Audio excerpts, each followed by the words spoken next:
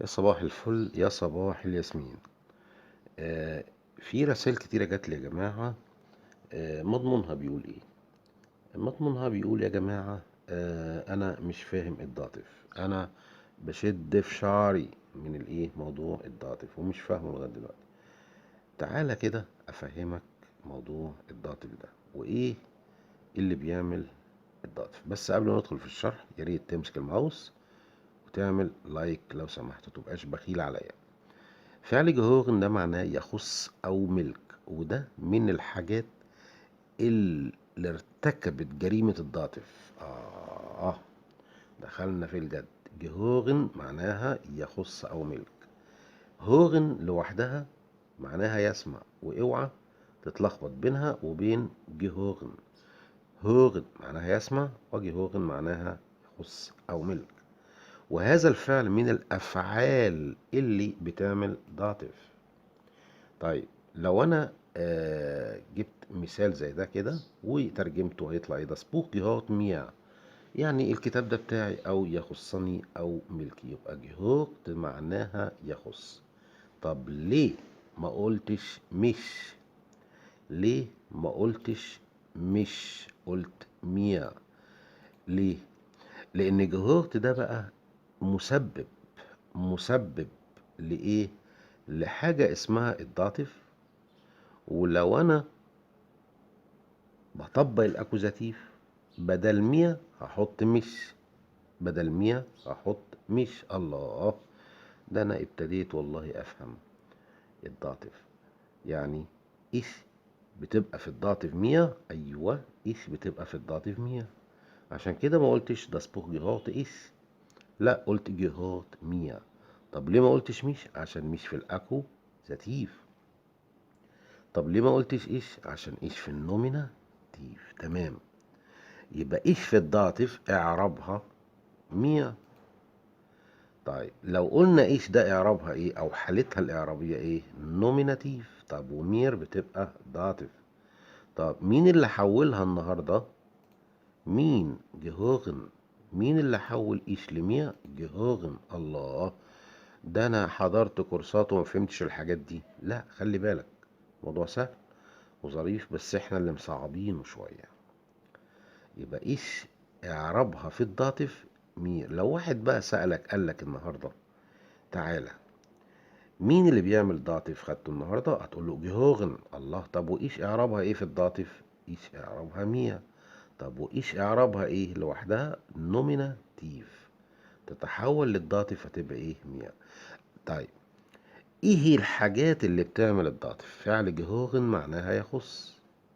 فعل جهوغن معناها يخص.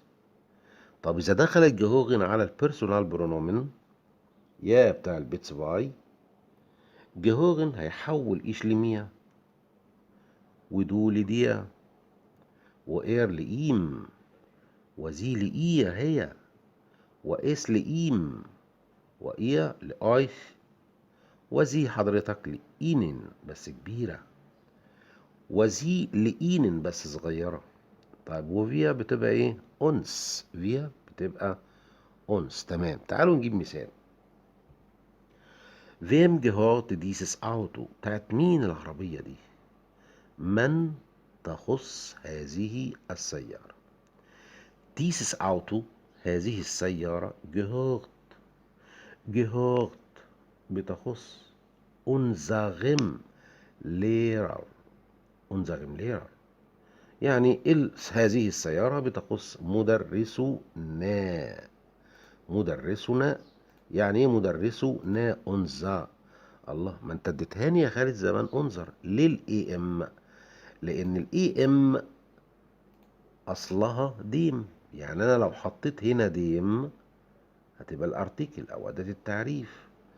طب ليه قلت بقى انذر ما قلتش انذر؟ عشان الضمائر في الداطف، الضمائر في الداطف بتاخذ نهايات الادوات في الداطف. بتاخذ نهايات الادوات في الداطف. طب لو دي لغة غين مدرسة كنت اقول انذر. انذرر لغة غين. متى انذرر برضو unserer مدرستنا أو أمنا. gehört das Lineal zur المسطرة دي بتاعت صار. أيوة يا es gehört ihr es gehört ihr. أيوة هي بتخصها. طب صار هنا ليه بقت إيه ضمير غائب في الداطف؟ يبقى إير دي ضمير غائب في الداطف. صار اللي هي زي بقت إيه عشان فعل جهوغن اللي بيخلينا نشد في شعرنا. وقبل المحاضرة أنا كنت بخليها مش وديش وزي. لا النهاردة عرفت جهورن ده معناه يخص. وشكرا يا جهورن. ايه ده انت بتشكره؟ ايوه بشكر جهورن ليه؟ عشان عرفنا يعني ايه داطف. طب انا كنت عارفه في اللغة العربية. اللغة العربية بدال يعني موضوع الجر ده في اللغة العربية يا جماعة بحط كسرة. بحط كسرة. الله. طب انا مش هحط كسرة في الايه في اللغة الألمانية. امال هعمل ايه؟ انا بغير الضمائر واغير ايه الارتيكل. تمام. بسبب فاعل معين. ايه هو الفاعل ده؟ الافعال اللي بتعمل ضطيف وده واحد منهم النهارده اللي هو جهوغن. اللي هو ايه؟ جهوغن. طيب لما اجي اعرب الاداة في الداطف هتبقى ايه؟ يعني لو جهوغن ده طبعا وحاجات اللي بتعمل ضاطف كتير جدا جدا جدا. لو عرفت ايه اللي بيحصل اول ما اعرف، سواء لو بتاخده حتى درس مع حد غيري وقال لك دي بتعمل ضاطف، هو ممكن ما يفهمكش. تقول له ايوه الدير بتبقى ديم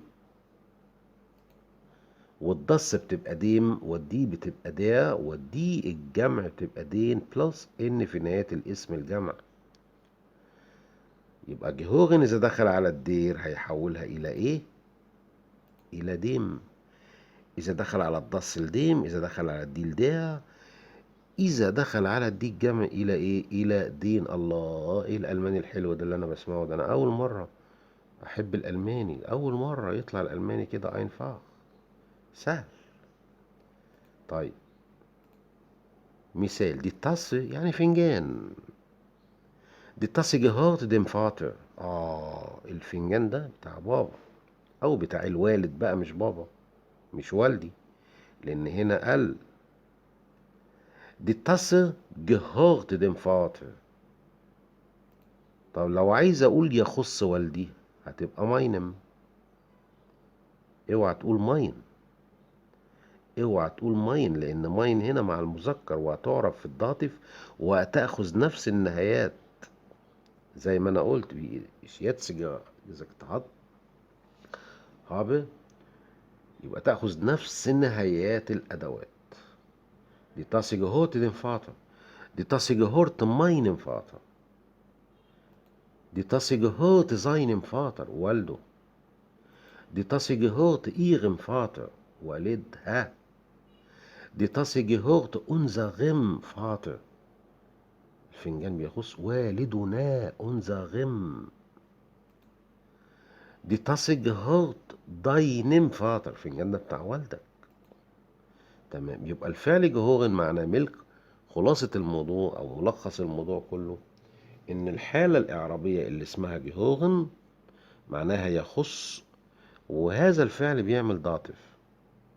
يعني اذا قابلته في الشارع اقول له تعالى يا جهورن ايه اللي انت بتعمله معانا ده؟ هيقول لك لا انا لو قابلتني في اي حتة ما تحطش معايا دير. اما لا تحط ايه ديم. ما تحطش دص هتحط ديم. ما تحطش دي هتحط ديع. ما تحطش دي الجامعة تحط دين زائد ان في نهاية الاسم. الله. طب والضمائر اي اداة قلتها في الداطف دلوقتي تأخذ ضمير ملكية وتحط النهاية بتاعته في الاخر. ماينم ضينم ضينر انزغر انزغن وهكذا. تمام.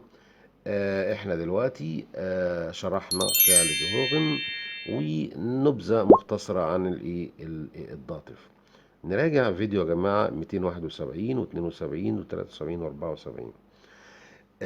bis zum nächsten Mal. Dankeschön. Dankeschön. Tschüss.